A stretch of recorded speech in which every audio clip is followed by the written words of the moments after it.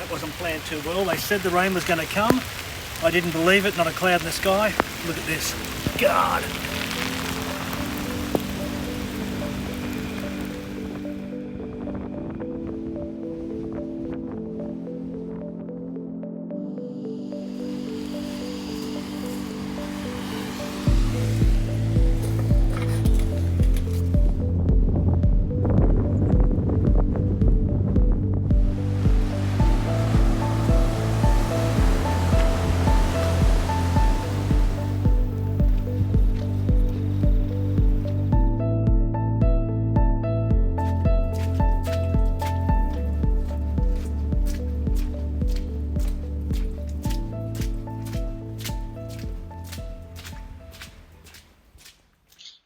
Well, how interesting is this?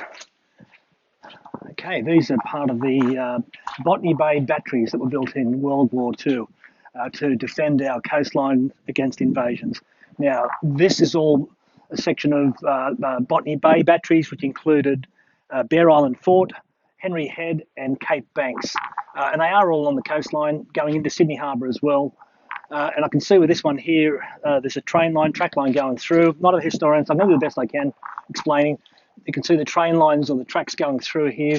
This is where they would have been shipping all the live shells through to some of the gunning stations. I can see one ahead. I can see one just up here as well. And they are all on the coastline. Tunnels are in here. A lot of them being closed off years ago. I used to go through them, and they are a network of tunnels that go all through this area. Great walk. You're going to love this one.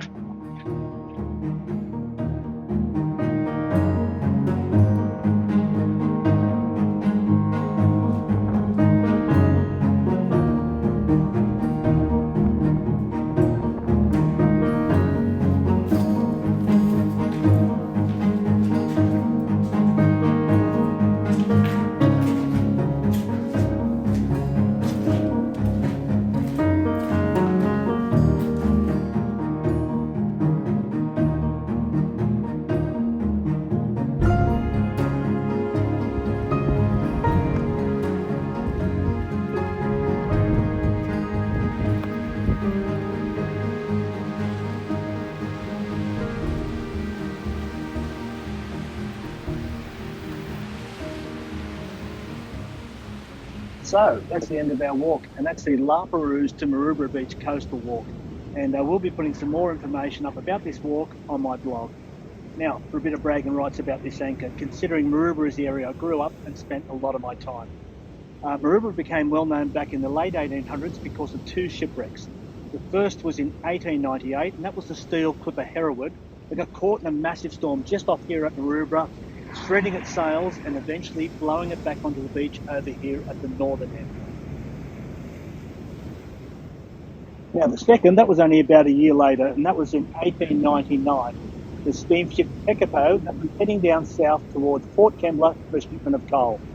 Now I can tell you that the seas are relatively calm, however there was an extremely thick fog beginning to settle, and basically the ship lost its bearings and came aground on rocks at the southern end of the beach.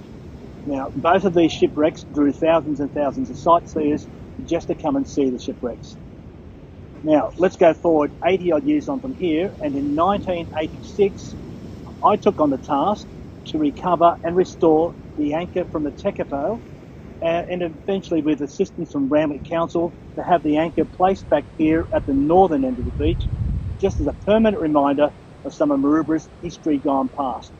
Now, that's my 5 minutes of fame.